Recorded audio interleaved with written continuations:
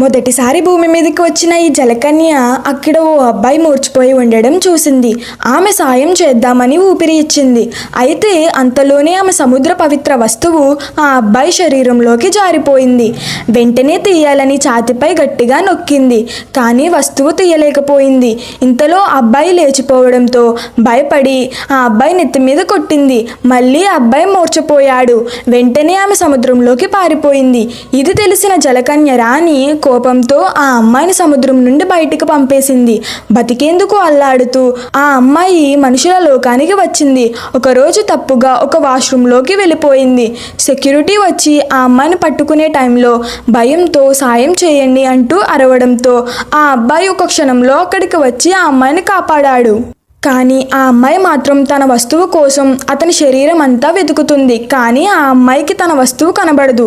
ఆ అబ్బాయికి అర్థం కాక సెక్యూరిటీని పిలిచి బయటకు పంపేశాడు. ఆ అమ్మాయి ఒంటరిగా అల్లాడుతూ పాత తాబేలు దగ్గరకు వెళ్ళింది. తాబేలు ఒకటే చెప్పింది, ఆ అబ్బాయి నిన్ను నిజంగా ప్రేమిస్తేనే ఆ వస్తువు బయటకు వస్తుంది అని. ఆమె భ్రమపడి కన్నీళ్లు వస్తే చాలు అని అనుకుంది.